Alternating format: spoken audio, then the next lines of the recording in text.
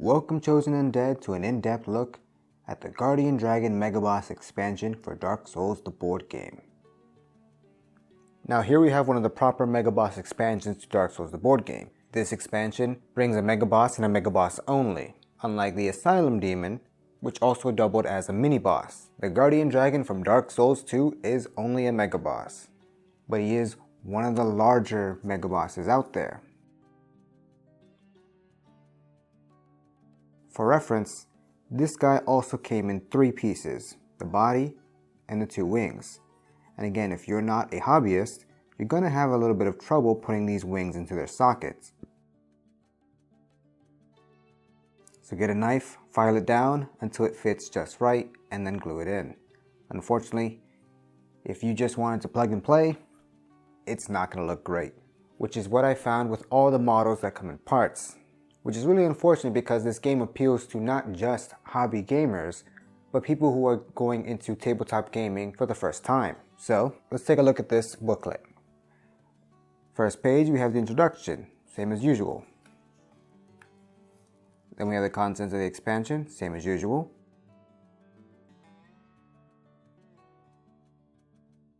And then it talks about how to add this Megaboss into your games of Dark Souls. As I've said before, but I'll reiterate here, after you beat a main boss, you would pick up all the tiles except for the bonfire tile and return those to the box. Then you take the double-sided board for your Megaboss and flip it to the side that has the monster spawn icons. This will connect to your bonfire tile and will be the location for your new level 4 encounter. Your bonfire sparks reset to the max depending on the number of players, and then you'll draw a level 4 encounter. There are 4 level 4 encounters included in this expansion, and they are specific to this expansion. If you have level 4 encounters from another expansion, they cannot be used in this Megaboss. So find the level 4 encounters specific to, in this case, the Guardian Dragon with the icon in the top right, shuffle them, and pick one at random to set up. A level 4 encounter is exactly the same as a level 1, 2, and 3, except because of the larger board, there will naturally be more monsters and more environment tokens. These encounters are also future-proof, as the encounter cards will have icons in the lower right corner displaying what expansion you'll need in order to use that encounter.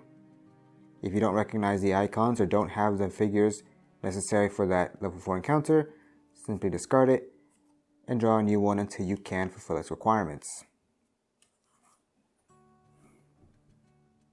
But otherwise, that's a level 4 encounter. Because of the larger board, the 4 nodes beside the entrance all count as entrance nodes, as opposed to the regular board game where the first 3 beside the entrance are the entrance nodes. You set up as normal, fight your encounter, and if you die, you have to reset the entire encounter. But if you win, you'll get 8 souls per character to your collective soul cache, and then you'll flip this board to the Megaboss encounter. This means that you will never fight this level 4 encounter again. You cannot farm it, it's a one and done. Megabosses behave very similarly to mini-bosses and main bosses in the core game, but each one has a certain gimmick to them. These gimmicks, or new mechanics, are laid out in their specific rulebook. So, what is the Guardian Dragon's gimmick? If we look at the Guardian Dragon stat card, it says, when the Guardian Dragon heats up, add both heat up cards to its behavior deck before shuffling. This is different behavior than what we're used to for normal bosses. Normally, when you set up a boss, you'll take all their standard encounter cards, shuffle them, and lay down a number to make up their initial deck, setting aside their heat up cards. Then when it's time for them to heat up, denoted by the value on the card, you would shuffle the heat up cards and only add 1 to the deck and reshuffle. But here it's telling you to add both. There's also a third type of card that has this icon here on the back.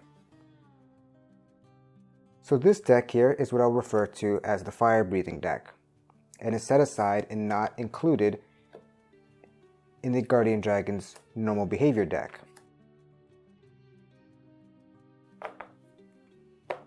When you set up the initial dragon, you set it up as you would expect, setting aside heat up cards, and now this fire breathing deck.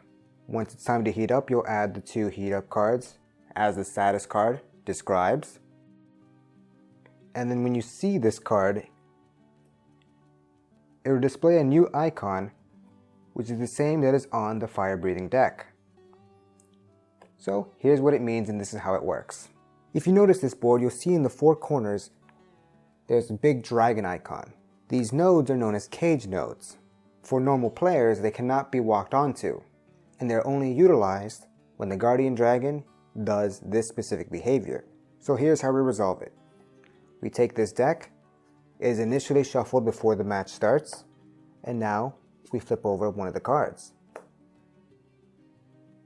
What it tells us to do is to take the guardian dragon from wherever it is on the board, pick him up, and place him onto the matching corner as depicted by the card.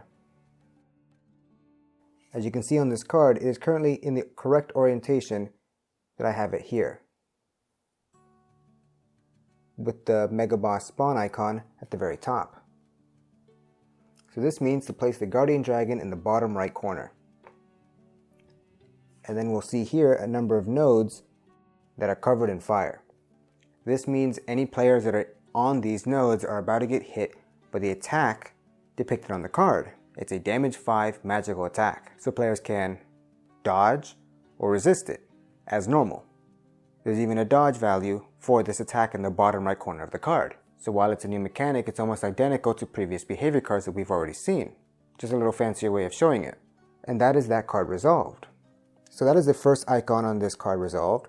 Then we move on to the next, which says to move the guardian dragon 2 spaces forward. 1, 2, and now we have a new icon that we've never seen before. And what this means is to draw another behavior card. And so we'll draw another card and resolve it like normal. Here's the interesting thing about the fire breathing mechanic. The other heat up card that was added to the deck is exactly the same. So we'll resolve it exactly the same way. So we draw another card from the fire breather deck, pick up our dragon, place it, resolve it, and continue like normal. So what happens when the fire breather deck runs out? When we draw it again, we'll draw another card. When we draw it again, we'll draw another card. When it's time to draw it again, just like the normal behavior deck, we don't shuffle it. We instead take it and flip it face down. So now we know the pattern of the dragon's fire breathing.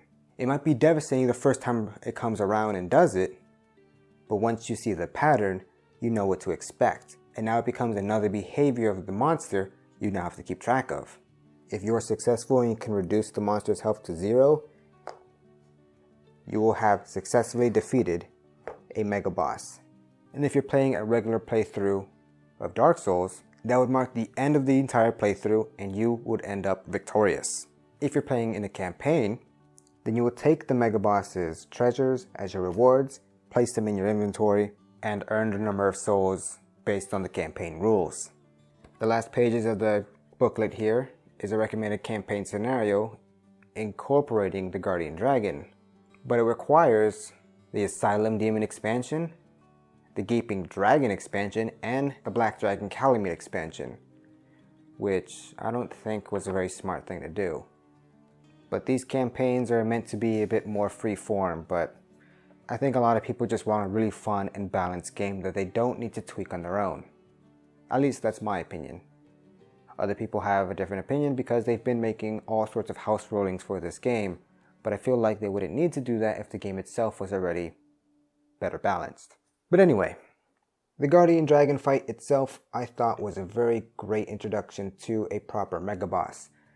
The only problem that I had with it is that it is a very resistant beast. With 3 physical and 3 magical defense, it's hard to take him down.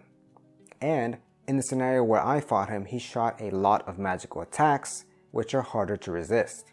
And because his heat up cards allow him to act twice in a single activation, he can do a lot of burst damage to people who have no means to heal themselves and distribute damage between multiple players.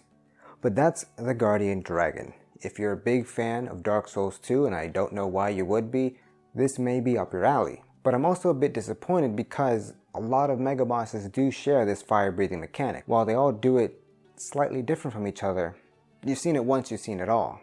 And if that's the case, there are cooler dragons in my opinion to take instead of the Guardian Dragon. But that's just my opinion. Let me know what you think in the comments below, and if you like the video, consider sharing the video and subscribing to the channel to support the future release of more videos like this. But that's all for now. Thanks for watching.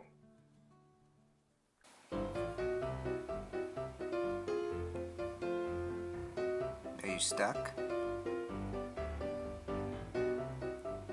Are you tired? Like getting caught up in the chords and then just sitting there? Yeah, you're just a tired little one. Go to sleep.